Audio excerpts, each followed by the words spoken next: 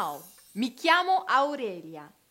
Oggi vanno a parlare. OK, on oublie ça, c'est le plus loin que je peux aller. Puis je sais même pas, j'ai peut-être fait des erreurs là-dedans, mais bon, j'aurais adoré vous faire un but sur le web en italien. Surtout qu'aujourd'hui, je vais vous parler d'un vigneron quand même mythique de l'Italie. Quand on parle de la Sicile, on entend souvent son nom.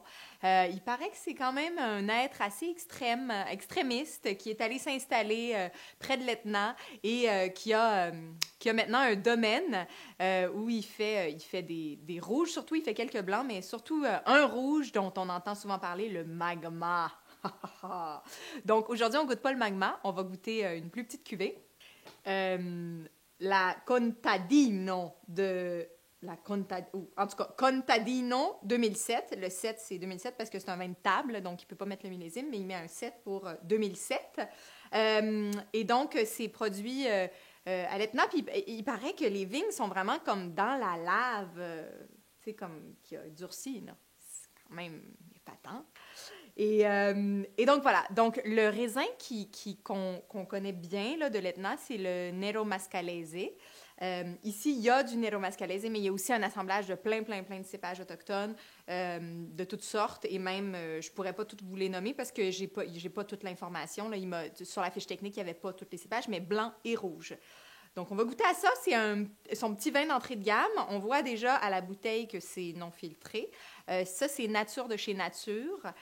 Donc, levure naturelle, pas de soufre, pas de produits chimiques à la vigne. Mais on goûte à ça. C'est excitant, je trouve. Allora vanno a assaggiare.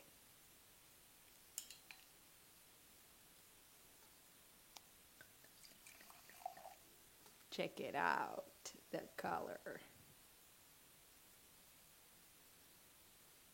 Alors, j'étais à Paris et j'ai une copine à Paris qui m'a dit il faut que tu goûtes à ce vin, je le comprends pas, tout ça. Puis c'est vrai, on était en fin de soirée, elle a sorti la bouteille, on a goûté. Et c'était ça. Et depuis, je n'ai pas regoûté. Et le vin que j'avais goûté était un peu déroutant. Là, je suis beaucoup moins déroutée. Je trouve que le nez est franc, droit, beaucoup de fruits, beaucoup de violettes. Vraiment violette. Il y a quelque chose qui me rappelle la Sicile un peu nature. Ça sent très bon. Évidemment, déjà au nez, j'ai l'impression que c'est un vin assez fragile. On va y goûter.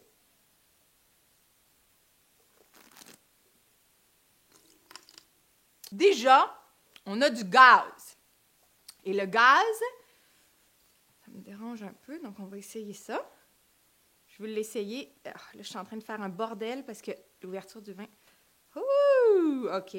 Donc, je veux juste l'essayer avec un peu moins de gaz. OK, je sais, là, c'est aberrant que je fasse ça, mais c'est la façon d'enlever le gaz, hein. Puis quand on va chez le vigneron puis il y a du gaz dans le verre, ben il fait ça. Fait que moi aussi, je le fais, puis on pourrait le faire avec la bouteille. Bon, voilà. Donc, goûtons maintenant. Le gaz, c'est pour protéger le vin. Donc, évidemment, c'est pas voulu. Oui, c'est voulu pour protéger le vin, mais c'est pas voulu pour le déguster. Donc là, on pourrait le carafer ou brasser le verre, ou on pourrait brasser la bouteille aussi avec le pouce dessus. C'est massif, mais c'est léger à la fois.